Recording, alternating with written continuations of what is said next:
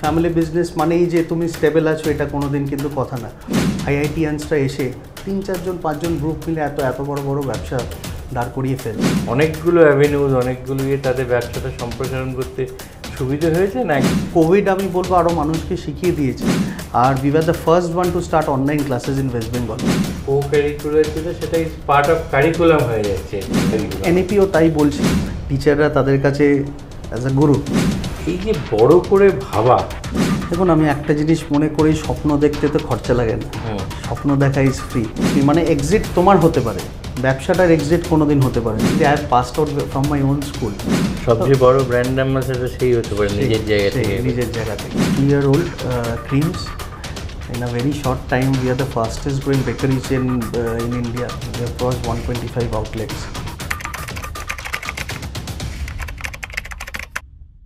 নমস্কার, সম্পূর্ণ একটা নতুন এপিসোডে নতুন একজন এবং খুবই বিশেষ একজন অতিথিকে নিয়ে শুরু করব।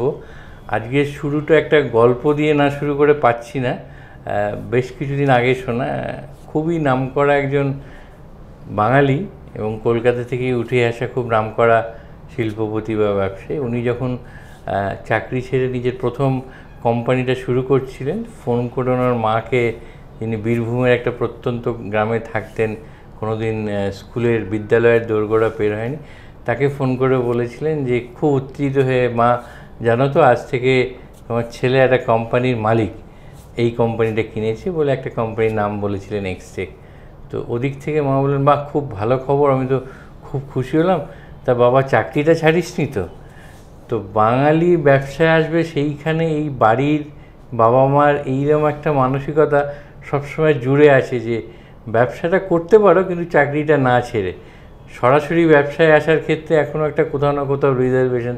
তো সেই যুগে দাঁড়িয়ে আমাদের আজকের যিনি বিশেষ অতিথি, অনির্বাণ আদিত্য, চেয়ারম্যান আদিত্য গ্রুপ, অনেক কিছু আছে আমরা আলোচনায় ঢুকবো, শুধু শিক্ষা প্রতিষ্ঠান নয়, খাওয়া দাওয়ার ক্ষেত্রেও একটা বিরাট চাপ রেখেছেন, সমস্ত বিষয়ে আমরা ঢুকবো। কিন্তু শুরুতেই যেটা জানতে চাইবো, এই যে ধরুন একটা মানসিকতার একটা পরিবর্তন বলুন বা যাই বলুন, এই আপনাদের মতো একঝাঁক তরুণ যুবক তারা এগিয়ে আসছে, ব্যবসা করছে, সফলভাবে দাপটের সঙ্গে ব্যবসা করছে, তো এই পরিবর্তনটাকে আপনি কিভাবে দেখছেন?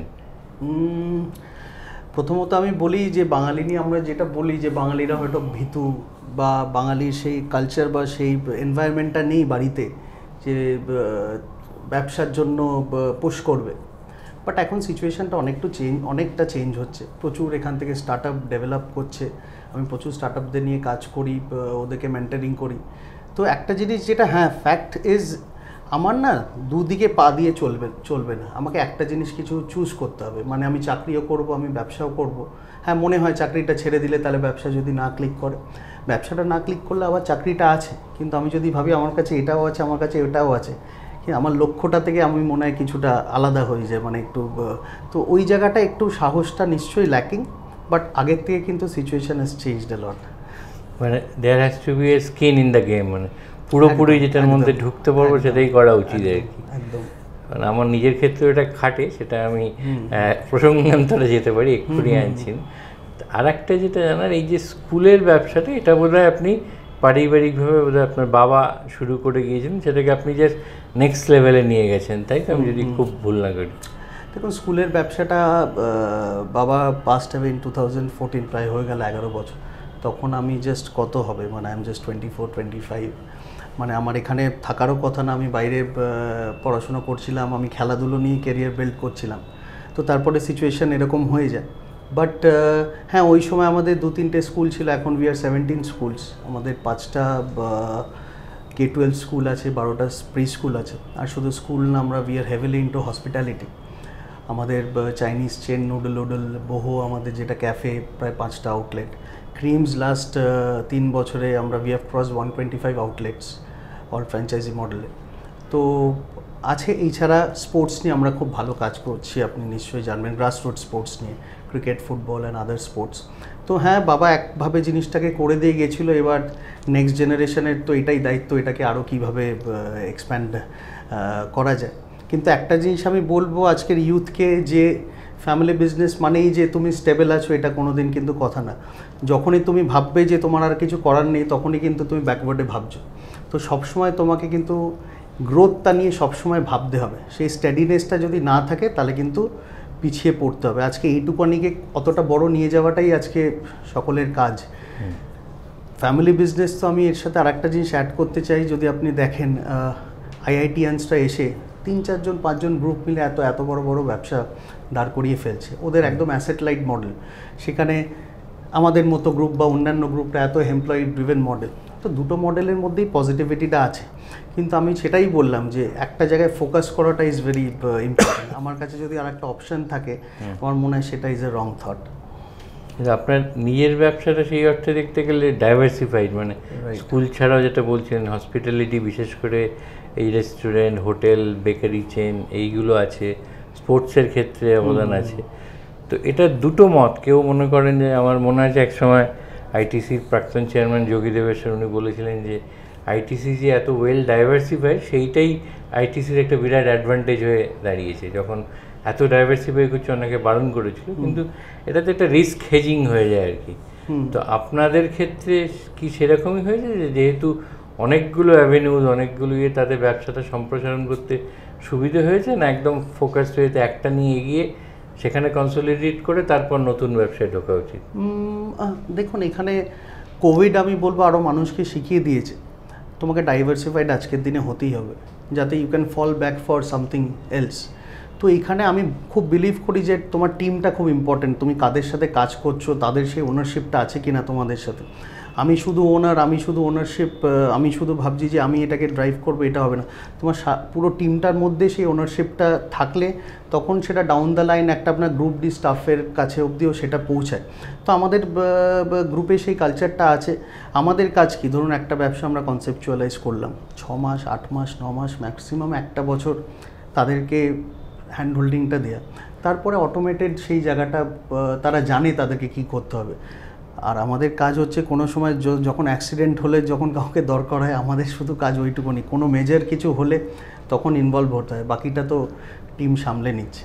তো যেই জায়গাটা আপনি বললেন যে আমার মনে হয় ডাইভার্সিফাইড বিজনেস, কারণ এডুকেশন বলুন বা হাসপাতাল বলুন, উইথ টেকনোলজি, উইথ এআই যেইভাবে জিনিসগুলো চেঞ্জেস হচ্ছে, আপনাকে প্ল্যাটারে অনেক কিছু রেখেই কাজ করতে হবে। হয়তো সব কিছু ক্লিক আপনার নাও করতে পারে, কিন্তু তার মধ্যে কয়েকটা ক্লিক করলে কিন্তু বাকিগুলোকে সেই সাপোর্টটা দিয়ে দেবে। এই এডুকেশনের ক্ষেত্রে বা শিক্ষার ক্ষেত্রটা যদি আমরা ধরি, আপনারা আপাতত K-12 এই সেগমেন্টের মধ্যে স্কুলে রয়েছেন। এই ক্ষেত্রেও কিন্তু বলা যেতে পারে একটা প্যারাডাইম শিফট হয়েছে। মানে আমাদের ছোটোবেলার স্কুল, এখন স্কুল, আমাদের যে পরবর্তী প্রজন্ম তারা যে স্কুলে পড়ছে, একেবারে একটা প্যারাডাইম শিফট হয়ে গেছে। তো এই শিফটটার ক্ষেত্রে বা আরও একেবারে রিসেন্টলি যেটা এনইপি এসেছে, নিউ এডুকেশন পলিসি, তাতেও অনেক যুগান্তকারী, অনেক গেম চেঞ্জার জিনিসের কথা বলা হয়েছে। তো এই যে গেম চেঞ্জার নতুন পলিসি লেভেল বা এক্সিকিউশন লেভেলও আসছে, সেইগুলোকে রেখে আপনারা কিভাবে এটাকে to take it to the new level, new scale, এটা যাওয়ার কথা ভাবছেন? দেখুন, আমাদের স্কুলে সবসময় আমরা একটা হোলিস্টিক অ্যাপ্রোচ নিয়ে আমরা সবসময় ভাবি একটা হোলিস্টিক ডেভেলপমেন্ট একটা বাচ্চার হওয়া দরকার। আর আমাদের motto of the school is education for all. তো আমরা জানি যে কোনো বাচ্চা তোমার স্কুলে ভর্তি হলে এটা আমাদের কাজ, তাকে কিভাবে আমরা ড্রাইভ করে একটা জায়গায় নিয়ে যাব। ফার্স্ট সেকেন্ড থার্ড তো আর সবাই হয় না, তাহলে বাকিরা কী করবে। তো সেই জন্যই আমরা প্রচুর স্কিল ডেভেলপমেন্ট নিয়ে কাজ করি। আমাদের স্কুলে 2 onwards PE প্রোগ্রাম যেটা আছে, ইটস ম্যান্ডেটারি যে you choose some co curricular activity, and সেটা তোমার রিপোর্ট কার্ডেও কিন্তু টিচাররা তোমাকে মেজার করবে। তো there is always something to fall back for. আমি আজকে অঙ্কে নাও ভালো হতে পারি, বাট আমি আদার্স জিনিসে ভালো। তো সেটাকে দেখাই একটা আমার মনে হয় আজকের দিনে স্কুলের কাজ। আর সব বাচ্চারা এতটা mobile driven, computer driven, modern parenting, আপনি যদি দেখেন স্কুলে শুধু পড়াশোনাটা কিন্তু আজকের দিনে এভরিথিং না। আজকে একটা বাচ্চার মধ্যে ছোট থেকে আমাকে সেই অ্যাসপিরেশন লেভেলটা ক্রিয়েট করতে হবে। সেটা তার ক্লাসরুম, সেটা আর কী অ্যাক্টিভিটিস স্কুলে করানো হচ্ছে, আর পড়াশোনাটা তো আছেই। তো এই হোলিস্টিক ডেভেলপমেন্ট নিয়ে আজকে আদিত্য একাডেমি আমরা কাজ করছি। আর we were the first one to start online classes in West Bengal. তো সেইগুলো আমরা করতে পেরেছি কারণ আমাদের সেই অ্যাপ্রোচটা প্রথম থেকে ছিল বলেই। আর মানে আপনাকে এনি টাইম স্কুলে ওয়েলকাম করবো, আসুন আমরা স্পোর্টস নিয়ে কীভাবে কাজ করছি, কো-কারিকুলার অ্যাক্টিভিটিস নিয়ে কাজ করছি, স্টুডেন্ট সাইকোলজি নিয়ে আমরা কীভাবে কাজ করছি। তো আমাদের স্কুলটা কিন্তু জাস্ট পড়াশোনার স্কুল না, আপনার যদি অন্যান্য ট্যালেন্টও থাকে আমরা কিন্তু আছি to hunt your talent and show you the way. তো এই যে আপনি যেটা বললেন খুব দামি কথা, মানে কো ক্যারিকুলারটাকে জোর দেওয়া, মানে শুধু জোর দেওয়া না, আমি যতটুকু বুঝতে পারছি আপনারা মানে কো ক্যারিকুলার যেটা সেটা ইজ পার্ট অফ কারিকুলাম হয়ে যাচ্ছে আর কি, মানে ওটার আলাদা করে না, সিমলেসলি ইন্টিগ্রেটেড হয়ে থাকছে উইথ দ্য কারিকুলাম। এনএপিও তাই বলছি, এনএপিও বারবার বলছি যে বাচ্চাদের স্কিল ডেভেলপমেন্টটাকে জোর দিতে, শুধু স্কিল ডেভেলপমেন্টটা আজকে জোর দিলে আজকে এত অপরচুনিটিস খুলে গেছে চারিদিকে। তো বাচ্চাকে একটা জায়গায় একটু মানে সব কিছু দিকটা তাকে আমরা সেইভাবে কভার না করতে পারলে, তাকে যদি খুব স্পেসিফিক করে দিই যে না তোমাকে এটাই করতে হবে, তখন তার কাছে কিন্তু ফিউচারে একটা জব হান্ট করাটা খুব ডিফিকাল্ট হয়ে যায়। এখন ধরুন এই বিদেশি স্কুল, বিদেশি শিক্ষা প্রতিষ্ঠান, এদের আসা বা এখান থেকে বাইরে পড়তে এগুলো অনেক সহজ হয়ে গেছে। তো এইটাকে কি আপনি কোনো একটা কম্পিটিশন হিসেবে দেখছেন, না এটা আরও উন্নতির পথটাকে প্রশস্ত করছে, যে এক্সপোজার টু আউটসাইড ওয়ার্ল্ড বাড়ছে বা বেস্ট অফ বোথ দ্য ওয়ার্ল্ডকে মেশানোর একটা সুযোগ থাকছে? কীভাবে ঠিক আপনি দেখছেন এটাকে? দেখুন, আজকে অ্যাকসেপ্টেবিলিটিটা থাকাটা সবথেকে বড় জিনিস। আমার যদি আজকে না কম্পিটিশন থাকে, আমি তাহলে বেটার হব কী করে? আমি যদি নিজেকে ভাবি আমি রেস্ট্রিক্টেড থাকবো, যে আমি বাইরের কিছু ওয়েলকাম করব না, বা বাইরের স্কুল কলেজ বা বাইরের যে নলেজ গ্যাদারিংকে আমি এখানে আনবো না, তাহলে কিন্তু আজকে আবার বললাম বাচ্চাদের কাছে রিসোর্সেস কিন্তু মোবাইলে সব পেয়ে যাচ্ছে, সে কিন্তু তখন আপনাকে চুজ করবে না, সে যেটাকে চুজ করে সেটাকে চুজ করবে। তো আজকের দিনে অ্যাডাপ্টেবিলিটিটা ইজ ভেরি ইম্পর্টেন্ট। তো গ্লোবালাইজেশন, গ্লোবাল এডুকেশন যেইভাবে এগোচ্ছে, আমি মনে হয় ইটস দ্য রাইট অ্যাপ্রোচ। কারণ and of the day population of India is so huge, মানে আপনি মিট করতে পারবেন না। তো তার জায়গায় যদি if we want to make that population well aware and healthy in terms of the knowledge gathering, the awareness, তার জন্য আমার মনে হয় এই গ্লোবাল অ্যান্ড লোকাল মিলিয়ে the output that is coming out is very helpful for the next generation. আর একটা mental wellness এখন এটা consider to be very important, particularly এই যে গ্রোয়িং এইজটা। তো সেইটাকে কীভাবে আপনি আপনার স্কুলগুলোতে, এতগুলো স্কুল, একটা চেন অফ স্কুল, সেইখানে মেনটেন করা বা এটাকেও ছাত্রদের মধ্যে নিয়ে আসা, এটা কীভাবে করছে? দেখুন, আমাদের যেটা বললাম রেগুলার, মানে we have psychologist, we have councillors, তারা আলাদা করে প্যারালালি যেরকম আমাদের একটা রিপোর্টিং হয় একটা অ্যাকাডেমিক এক্সেলেন্স একটা বাচ্চার ওপর, সেরকম কিন্তু একটা সাইকোলজিস্ট, একটা কাউন্সিলারও রিপোর্ট করে to the principal, and then it comes down to the management, যে প্রত্যেকটা বাচ্চাকে অ্যাসেস করা যে কার কী সিচুয়েশন। কারণ আজকে যদি বলেন আপনি জেন আলফা যেটা আমরা বলি, তারা কিন্তু উইথ ইমেন্স ট্যালেন্ট, মানে ট্যালেন্ট, আজকে ট্যালেন্টের অভাব নেই, কিন্তু তারা কোনো সময় স্ট্রেসড, এই কারণেই তারা মনে হচ্ছে আমি কিছু করতে পারছি না। That may be social media, that may be many other aspects, that may be nuclear parents, অনেক কিছু অ্যাসপেক্টের জন্য ওরা কিন্তু খুব কম সময় একটু ডিপ্রেশন হয়ে যাচ্ছে, স্ট্রেসড আউট হয়ে যাচ্ছে। তো সেখানে it all comes from the school level. তো স্কুলটা তার সেকেন্ড হোম। তো আজকে টিচাররা সেইভাবে আমরা সবসময় টিচারদেরকে বলি ইউ শুড বি, মানে বাচ্চাটা কি চাইছে সেটা জানা। আজকে ইম্পোজ করলে আজকে তো কিছু হবে না, মানে আপনার বাড়িতে আপনি জানেন ইম্পোজ করে তাকে বোঝা, অ্যান্ড ডিপ লিসনিংটা খুব ইম্পর্টেন্ট, মানে আমি কতটা তাকে খুব শান্তভাবে শুনতে চাইছি, সেটা একটা বাচ্চার জন্য কিন্তু অনেক কিছু। মানে আজকে শোনার লোকগুলো তাদের কাছে কমে গেছে। অ্যাকচুয়ালি এই সময়টা বাড়ির থেকে বেশি সময় স্কুলেই দিচ্ছে। একদম একদম একদম স্কুলে দিচ্ছে, আর টিচাররা তাদের কাছে অ্যাজ আ গুরু হিসেবে তারা দেখছে। আর টিচাররা, পেরেন্টরা তো থাকলেও সেই সময়টা দিতে পারছে না। আজকে পেরেন্ট বাড়িতে থাকলেও তার চারটে কাজ, কিন্তু আজকে টিচারটা তাদের সাথে থাকা মানে তার পুরোটাই কাজ সে বাচ্চাটার পিছনে ইনভলভ হওয়া, তাকে টাইম দেওয়া, তো আরও ফোকাসড। তো সেই জন্য আজকে করলে মনে হয় স্কুলই সেই জায়গাটা করতে পারবে, অ্যান্ড সেটা একটা বাবা মাদের কাছে একটা অ্যাডেড সাপোর্ট হতে পারে। আপনি ওই টিচার বলতে গিয়ে গুরু শব্দটা ইউজ করলেন, তো এই যে গুরুকুল সিস্টেম থেকে আজকের যে মডার্ন এডুকেশন, এই দুটোর একটা মেলবন্ধন ঘটানোরও বোধহয় দরকার। তো সেইটা কি আদিত্য ইন্টারন্যাশনাল গ্রুপে কোনোভাবে মেলবন্ধন ঘটানোর চেষ্টা চলছে, মানে কীভাবে চলছে? কারণ দেখুন, ওটাই বললাম যে আজকে পড়াশোনাটা তো সব কিছু না, পড়াশোনাটা ইজ সামথিং, বাট তার সাথে যে আজকে বাচ্চাটা শুধু পড়াশোনা করলে তো সব জায়গায় আপনি দেখবেন ফার্স্ট বয় সেকেন্ড বয়রাই সব থেকে ভালো চাকরি পাবে, সব থেকে ভালো একটা ব্যবসা করতে পারবে, বাট সেটা কিন্তু না। আজকে আবার ওইটাই বললাম যে হোলিস্টিক ডেভেলপমেন্ট, মানে আজকে পড়াশোনা বাদ দিয়ে অন্যান্য অ্যাসপেক্টগুলো আমাকে জিততে আর হারতে রোজ শেখাচ্ছে। যেরকম আমি যদি একটা খেলাধুলোর এক্সাম্পল বলি, আপনি কালকে জিতলেন, আপনি পরশু দিন হারছেন। পড়াশোনাটা কিন্তু সেটা সবসময় করে না, কারণ আজকে যদি সব বোর্ডসগুলো দেখেন, গভর্নমেন্টকে দেখেন, তারা কিন্তু চাইছে সব বাচ্চারা যাতে পাশ করে যাক। আমরা চাই না কোনো বাচ্চা সেইভাবেই কারিকুলাম বা অনেকটা ইজ হয়ে গেছে। তো আজকে তো বাচ্চারা রোজ প্রত্যেকটা ক্লাসে পাশ করে যাচ্ছে, সে বুঝতেও পারছে না আমার ফ্লসগুলো কী। তো অন্যান্য কো কারিকুলার অ্যাক্টিভিটিসগুলো কিন্তু তাকে হেল্প করায় যে আমি হারলে কালকে কিন্তু মনে হবে যে না আই এম নট গুড, আমাকে আরও ভালো হতে হবে। তো সেই জন্যে মনে হয় এডুকেশনের সাথে এইটা যদি একসাথে মিলে একটা বাচ্চাকে দেওয়া যায়, এর থেকে ভালো কিন্তু একটা ওদের যে আউটপুটটা পাবে না, মনে হয় the parents will be very happy. একটু আগে আপনি বলছিলেন জাস্ট এই ইন্টারভিউটা শুরু হওয়ার আগে, এই যে ধরুন খেলাটা, মানে কেউ যদি মনে করে ফুটবলটা নিয়েও, একটা ফুটবল নিয়ে যেটা রবীন্দ্রনাথের ভাষায় বলতে গেলে খেলা পড়া আর কি, তো সেই যে খেলা পড়াটাও একটা চালু করেছেন। তো এই যে কনসেপ্টটা নিয়ে আসা, একটা ফ্লেক্সিবিলিটি বলুন বা অন্য কোনোভাবে বলুন, এইটা কীরকম অ্যাকসেপ্টেড হচ্ছে, মানে যে নতুন মানে অ্যাকসেপ্টেড এতটা ভালো হচ্ছে, মানে আমাদের আদিত্য স্কুল অফ স্পোর্টস যেটা আমরা 2016 স্টার্ট করি, যেহেতু উই আর ইনটু এডুকেশন, আমাদের সবসময় ফোকাস ছিল যে আমরা গ্রাসরুট নিয়ে কিছু কাজ করব। আজকে যে আমরা এই পিই প্রোগ্রামগুলো যেগুলো আমরা স্কুলে আনতে পেরেছি, তাতে বাচ্চারা কিন্তু পেরেন্টরা এত হ্যাপি, তার দুটো কারণ আমি বলবো। একটা, সে একটা নতুন কিছু শিখছে, তার জন্য বাচ্চারা খুব এঙ্গেজ। আর তার সাথে আপনি যদি ফিটনেসটা নিয়ে ভাবেন, আজকে বাচ্চাদের কিছু একটা অ্যাক্টিভিটি করা মানে সে কিন্তু ফিট। এবার ফিট মানে সে কিন্তু মেন্টালি ভেরি হ্যাপি।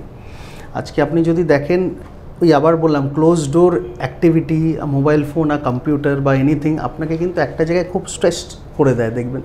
কিন্তু আউটডোরে গিয়ে কিছু অ্যাক্টিভিটি করা, তাতে কিন্তু আপনি যদি ফিট থাকেন তার মানে আপনি মেন্টালি হ্যাপি। তো সেটা কিন্তু পেরেন্টরা, এত ভালো ফিডব্যাক আমরা পেয়েছি পেরেন্টদের থেকে যে আপনারা এইগুলো নিয়ে কাজ করছেন, সব স্কুল সেটা করে না। তো আমরা কিন্তু মানে বাচ্চাদের মধ্যে একটা পজিটিভিটি দেখতে পাচ্ছি, মানে the mental wellbeing of a kid, এইগুলো থেকে কিন্তু উই আর গেটিং রেজাল্টস। এই যে K-12 এতদিনের অভিজ্ঞতাটাকে নিয়ে এইবার কি ফার্দার অ্যাডভান্স এডুকেশন পরের লেভেলে যাওয়ার কোনো প্ল্যানিং আছে? অবশ্যই। আমাদের যেরকম বারাসাতে যেটা আমাদের মডেল ক্যাম্পাস, যেখানে আমাদের স্টেডিয়াম আছে, আমাদের হস্টেল আছে, যেখানে আমরা এডু স্পোর্টসটা বাচ্চাদের আমাদের academic as well as non একাডেমিকও আমরা করি। সেখানে যেরকম বললাম ক্লাস 12 একটা বাচ্চা ফুটবল তার একটা সাবজেক্ট নিয়ে সে বোর্ড এক্সামস দিচ্ছে, তো তার কাছে সেটা কমফর্ট লেভেল। আবার যার কাছে maths, economics, stats, accounts comfort, সে সেটা নিয়ে করছে। তো আমরা সবকটা অ্যাপ্রোচই ওপেন রেখেছি। অ্যান্ড এরপরে আমাদের next sports college, sports university and other অনেক কোর্সেস নিয়ে আমরা ভাবছি, খুব শিগগিরই দেখতে পাবেন আর কি। মানে খেলাটা সামহাও একটা বড় জায়গা নিতে চলেছে, সেটা বড় জায়গা নিতে চলেছে, যেটা বললাম মেন্টাল ওয়েলবিংয়ের ক্ষেত্রে তো নিশ্চয়ই একটা কারণ ফিটনেস, আর একটা কারণ আপনাকে জিততে আর হারতে রোজ শেখাচ্ছে। এমনিও তো বলে যে শরীরের মাধ্যম খলু ধর্ম সাধন, প্রথম ওইটাই সাধনা আর কি। একদম একদম। তার সঙ্গে মেনশন কর্পোরেশনে তো আছে। রাইট। খেলা ছাড়াও আপনি যেটা মেনশন করছিলেন যে হসপিটালিটি, মানে ব্রডলি হসপিটালিটি, মূলত রেস্টুরেন্ট, খাওয়া দাওয়া, এই যে এইটাতে এখন মানে কতগুলো আপনি ক্যাফে, কতগুলো বেকারি বা? আমাদের এখন total we have got 5 cafes. তো ক্যাফেতে আমাদের 3টে মডেল, একটা রুফটপ ক্যাফে, গ্রাউন্ড ক্যাফে আছে, গার্ডেন ক্যাফে আছে। তো বহু নিয়ে হ্যাঁ cafes, we have got 5 cafes right now. আর তার সাথে নুডল আমাদের যেটা Chinese brand, we have got a couple of restaurant. Babu Moshai যেটা আমাদের আগে দিল্লিতে আগে ছিল, তো সেটা কলকাতায় নিয়ে এসেছি, আমাদের গড়িয়াতে আছে। Then we are recently opening one in Salt লেকে আমরা করছি আর কি। অ্যান্ড তাছাড়া লিটল বেবি যেটা বলবো, just 3-year-old creams. In a very short time, we are the fastest growing bakery chain in India. We have crossed 125 outlets. তো এটা নিয়ে আমরা by March 26 we want to close at a 160 store, তারপরে pan India. And then ক্রিমসটাকে নিয়ে the next focus is by 27-28 will get into the IPO. তো এটা আর কি hospitality নিয়ে আর কি। এইগুলোকে মূলত মানে এক্সপেনশনটা হচ্ছে থ্রু ফ্র্যাঞ্চাইজি রুট না company? We have both model, company owned আছে, ফ্র্যাঞ্চাইজি ওন্ড আছে। So mainly franchise own model. তো সেটা থেকে আমরা এখন নেক্সট ইয়ার আমরা ইস্টার্ন রিজন, আমরা উড়িষ্যা যাচ্ছি আর কি। আমরা এই বছর we are starting factory in Siliguri. তো প্যান ইন্ডিয়া হবে কবে নাগাদ, any time frame? Next year আমরা উড়িষ্যা যাচ্ছি। প্যান ইন্ডিয়া বলতে আগে will start from the eastern region. Orissa is our next focus. উড়িষ্যার পরে আমরা গুয়াহাটি নিয়ে কাজ করব, অ্যান্ড তারপরে তো দিল্লি, মুম্বাই। সো মোটামুটি নেক্সট 2-3 বছরে creams will become a national brand, যেটা বাঙালিরা উইল ফিল প্রাউড অ্যাবাউট। মানে বাইরে বসে একটা বাঙালি ব্র্যান্ড খাওয়া, তার একটা গৌরব আছে নিশ্চয়ই। তো ক্রিমসের মতো অন্য রেস্টুরেন্ট ব্র্যান্ডগুলো কি বাইরে নিয়ে যাওয়ার প্ল্যান? নিয়ে যাওয়া, আমরা বাবু মশাই নিয়ে একটা আবার ভাবছি যে দিল্লিতে, ব্যাঙ্গালোরে আমরা সেটা করব। So it's a modern Indian bistro, মানে বাঙালি খাবারগুলোকেই আমরা একটু রিইনকার্নেট করেছি আর কি। আর চাইনিজ যেটা নুডল বললাম, দেবাদিত্যদা আমার খুব ভালো দাদা বন্ধু, এত ভালো চাউমিন নিয়ে কাজ করেছে, we feel so proud about. তো ওনাকে দেখে নিশ্চয়ই আর একটা চাইনিজ চেন নিয়ে যদি ভালো কিছু করা যায়, অনেক বাঙালিরা যদি ভালো কিছু করে সেটাতেই তো আনন্দ। তো এই বাঙালি কুইজিন যেটা বাবু মশাই, বাঙালি কুইজিনও কিন্তু অল ওভার দ্য ওয়ার্ল্ড খুব পপুলার। আপনি নিজেও বাইরে থেকেছেন, পড়াশোনা করেছেন। তো এই বেঙ্গলি কুইজিনকে কোনোভাবে with a little bit of innovation আর একটু টুইকিং, এটাকেও not only outside Bengal but outside ইন্ডিয়াও নিয়ে যাওয়ার কোনো প্ল্যান? হ্যাঁ, একদম। মানে যেরকম আমাদের এই বাবু মশাই, আপনি যখন বললেন একদিন আপনাকে নিয়ে খাওয়াবো, সো আমাদের কিছু আইটেম যেরকম 5 ফোড়ন রেশমি কাবাব, তো এই যে বাঙালি টেস্টটার সাথে যে মডার্নাইজেশন, সেইগুলো কিন্তু আজকের দিনে মানে কারণ বাঙালি প্যালেটটা এত ভালো, আপনি দেখবেন মানে ইন্ডিয়াতেই বলুন বা ইন্ডিয়ার বাইরে সবাই এসে কিন্তু কলকাতা একবার ঘুরে যেতে চায় to enjoy the food of Kolkata.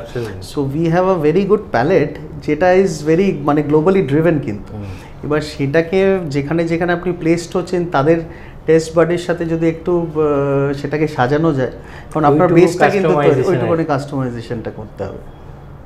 হ্যাঁ, যেটা দেবাদিত্যরাও বোধহয় প্ল্যান করছে একটু ওদিক করার, দাদারও প্ল্যান আছে।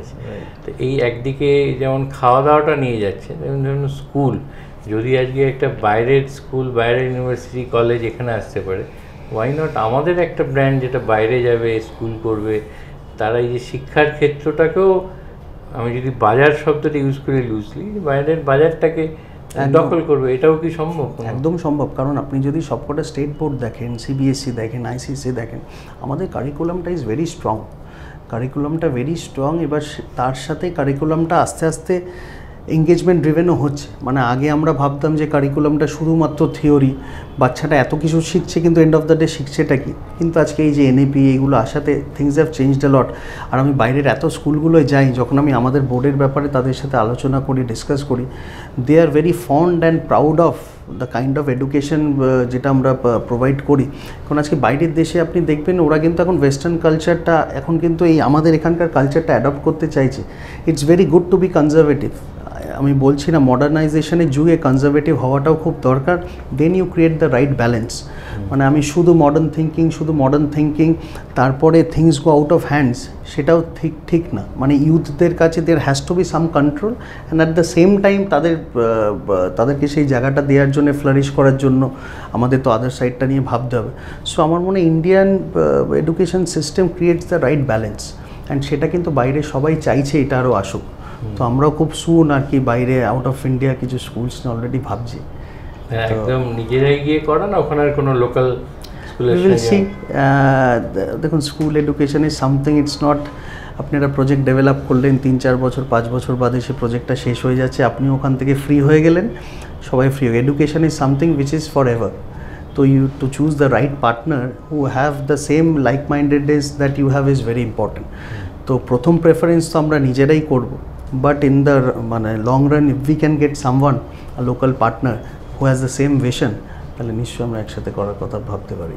এই সবগুলো শুনে যেটা মনে হচ্ছে, ধরুন একদম কোইন্টিসেন্সিয়ালি বাঙালি, আমি তোমাকে বলছি, হ্যাঁ আমি বাঙালি একজন যুবক, সে তার স্কুলকে সম্প্রসারণ করছে, রেস্টুরেন্টকে সম্প্রসারণ করছে। এই যে বড় করে ভাবা, আগে কিন্তু বাঙালিরা অনেকে, যদিও অনেক আগে যেটা ছিল যে বাঙালিরাই ভেবেছে বড় জিনিস, এখান থেকেই শুরু হয়েছে। তারপর একটা সময় গেল, কোনো না কোনো কারণে সে অনেক বিতর্কিত প্রসঙ্গ আছে, কিন্তু এটা লাল পিরিয়ড এলো।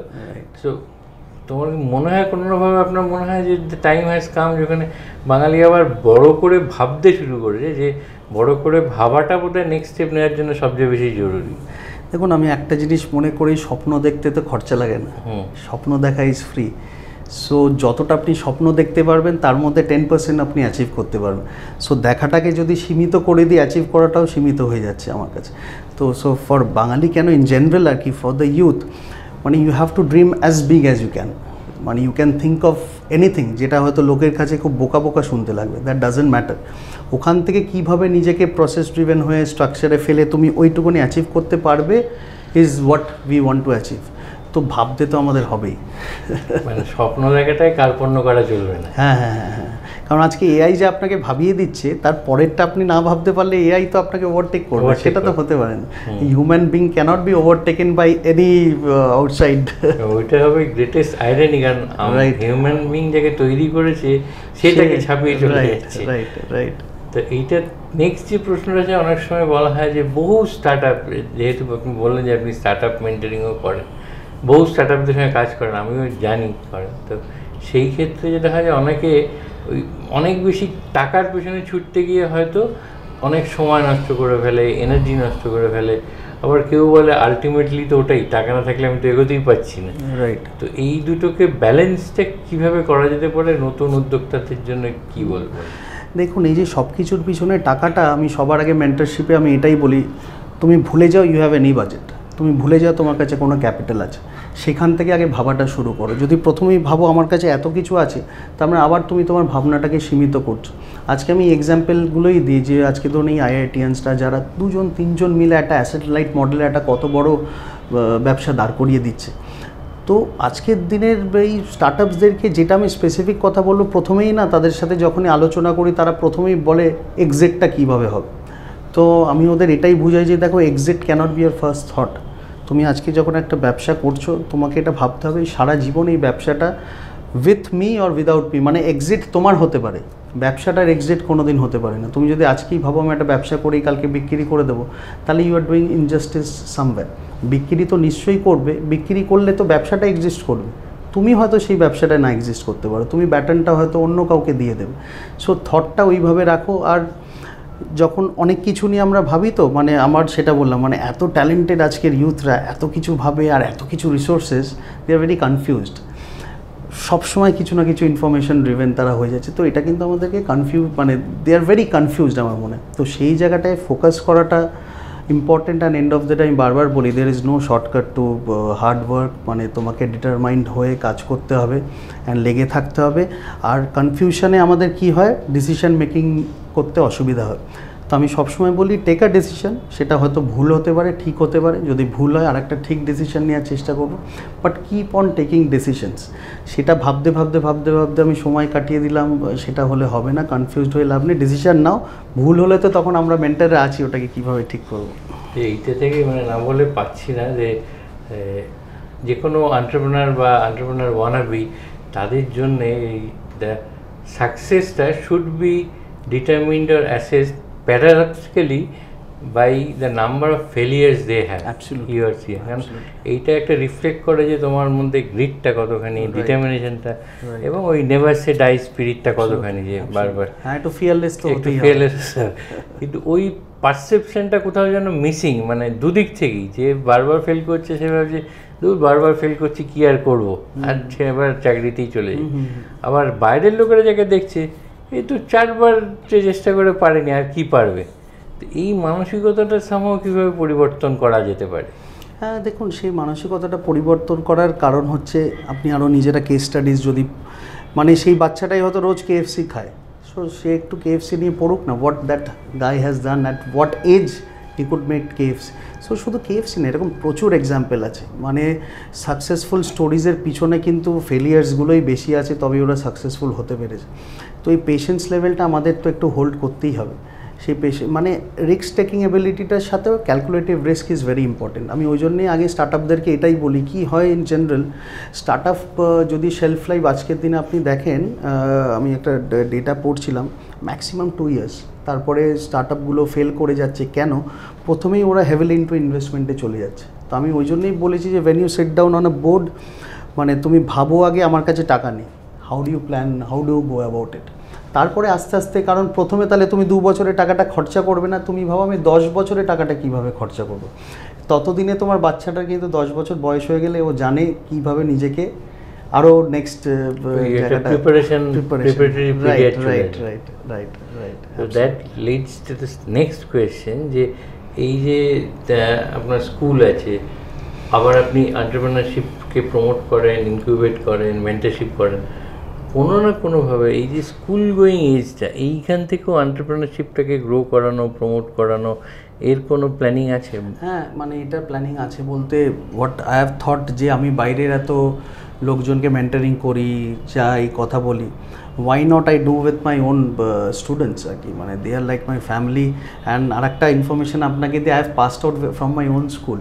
আমিও আদিত্য একাডেমিতে পড়াশোনা করেছি, কারণ আমার মানে বাবার সবসময় এটা ধারণা ছিল যে আমার বাচ্চাকে যদি আমার স্কুলে না পড়াই, তাহলে আমি একটা বাইরের বাচ্চাকে কী করে বলবো যে তুই আমার স্কুলে পড়। So it is a very good thought.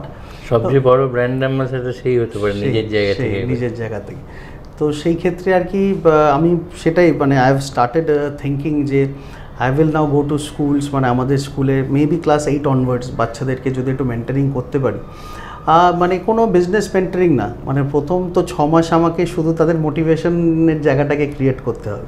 কারণ নতুন কিছু তাদের কাছে আনলে অবভিয়াসলি মোটিভেশন ফ্যাক্টরটা কম থাকে। টিচাররা বলবে হয়তো ক্লাস মিস হয়ে যাচ্ছে, পেরেন্টরা বলবে হয়তো স্কুলে তো পড়াশোনার জন্য দিয়েছি, এইগুলো কি শেখানো হচ্ছে। So but it will take some time, but আমার মনে হয় এটা বাচ্চাদের মধ্যে খুব দরকার। কারণ লিডারশিপ কোয়ালিটিটা প্রথম থেকে না আসলে এটা পরবর্তীকালে গিয়ে কিন্তু খুব অসুবিধাই হয়। এটা কি মনে করেন যে এন্টারপ্রেনারশিপটা শুধু একটা ব্যবসা না, এটা হচ্ছে মেন্টালিটি, সাইকি, মানে এন্টারপ্রাইজিং হতে হবে, সেটা যে কোনো ক্ষেত্রেই হতে পারে। ইভেন পড়াশোনার ক্ষেত্রেও যদি কেউ এন্টারপ্রাইজিং হয়, সেটা আখেরে লাভই হয় আর কি। একদম, মানে আপনি যেটাই করুন, ব্যবসা না বা আপনি যদি চাকরিও করেন, কোনো একটা ভালো জায়গায় চাকরি করছেন, বড় জায়গায় নিজেকে ভাবছেন, আপনাকে সেখানেও 10টা লোককে চালাতে হবে। আমি যদি আজকে এতগুলো, ফর এক্সাম্পল আমি যদি 2000 লোককে চালাই, আমার ডাউন দ্য লেভেল যে চাকরি করছে সে নয় 200 লোককে চালায়, তো এন্ড অফ দ্য ডে ম্যানেজমেন্টটা আসবে লিডারশিপ থেকে। তো আজকে ছোট থেকে তাদের মধ্যে যদি লিডারশিপ অ্যাট্রিবিউটসগুলো ক্রিয়েট করা যায়, মানে লিডার মানে ইটস নট ওই আগেকার দিনে হিটলারগিরি, so it has to be the balance of both. তো সেটা এখন থেকে তৈরি করতে পারলে ওরা খুব মানে ম্যাচ রেডি হয়ে যাবে আর কি, যেটা আমরা বলি। একটা যেমন মানে যেহেতু আপনি এটার সঙ্গে আছেন, স্টার্ট আপ মেন্টারিং, স্টার্ট আপকে প্রমোট করা, ইকোসিস্টেমটাকে, এইটা যেমন একটা খুব ইম্পর্টেন্ট দিক, তেমনি স্টার্ট আপদের ক্ষেত্রে একটা খুব একেবারে মানে গ্রাউন্ড রিয়ালিটি বা স্টার্ন রিয়ালিটি বলতে পারেন, যেটা হয় যে রাইট ফিট যারা স্টার্ট আপে কাজ করবে, তাদের যে লোক জোগাড়, এটাও কিন্তু একটা মেজর প্রবলেম। অনেক স্টার্ট আপই বলে ঠিক, কারণ স্টার্ট আপকে অনেক প্রবলেমের মধ্যে দিয়ে চলতে যায়। তো এই যে এমপ্লয়ার যে গ্রুপটা ফর স্টার্ট আপ, তাদেরকে তৈরি করাটাও কি ইকুয়ালি ইম্পর্টেন্ট নয়, বা তাদের তৈরি কিভাবে করা যায়? যে মানে ওই জন্যেই মানে প্রথম ধরুন আপনি একটা কিছু আইডিয়েট করলেন, তার সাথে আপনার টিমে 2 জন 3 জন 5 জন যা হোক, ওই টিমটা খুব ইম্পর্টেন্ট। ওই প্রথমে যে আমরা ওই যেই বীজটা দিই আর কি, ওটা যতটা ইম্পর্টেন্ট, আপনার ওই শুরুটা কিন্তু আপনার অনেকটা শেষটাকে বলে দেবে। তো ইনিশিয়ালি হয়তো আপনি 1 মাস 2 মাস 6 মাস হয়তো রাইট টিমটা পাচ্ছেন না, কিন্তু প্রথম থেকে ওই হান্ট করাটা খুব important.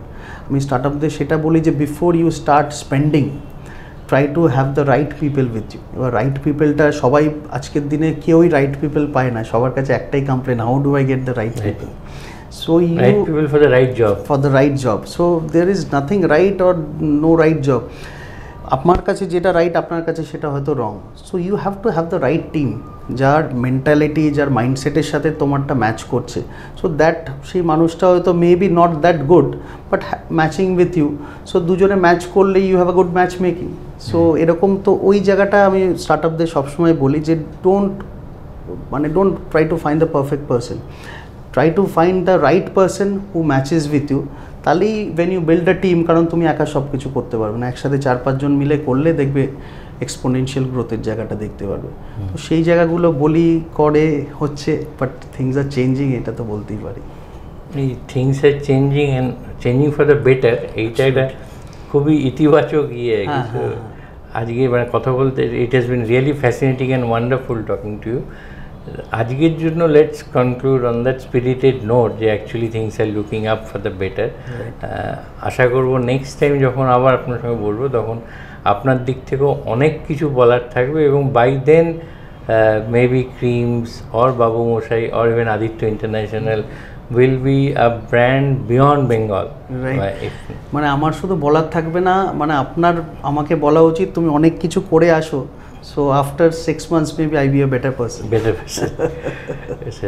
Let's hope for the best. ওই জায়গাতে আমরা পৌঁছি। Thank you. It's really wonderful and fascinating talking to you. এবং সত্যিই যে এত কিছু হচ্ছে, মানে সবসময় আমরা যেটা গুটিয়ে থাকি যে কিছু হচ্ছে না, এইখানে যত এই সাকসেস স্টোরি, যত পজিটিভ স্টোরিকে অ্যাকচুয়ালি পৌঁছে দেওয়া যাবে লোকের কাছে, তত কিন্তু 10টা লোক সেটা শুনে আরও এগিয়ে আসবে যে এই তো ভালো কাজ হচ্ছে, তাহলে ওয়াই নট মি। কেন কেন না, একদমই তাই। তো ওই আশাটা ইন্সপায়ার করাটা করার positive thinking.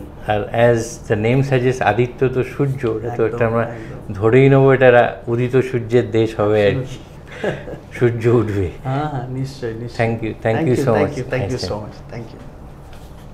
Ma, there's this new Bengali matrimonial website, BABandhan.in.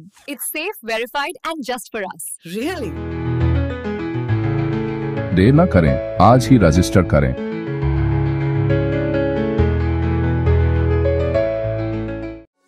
আনন্দ আর ভালোবাসার দীপ্তিতে গড়া সমুজ্জ্বল পরমা, ঠিক তোমারই মতো। শ্যাম সুন্দর কোম্পানি জুয়েলার্স, আগরতলা, উদয়পুর, ধর্মনগর, কলকাতা।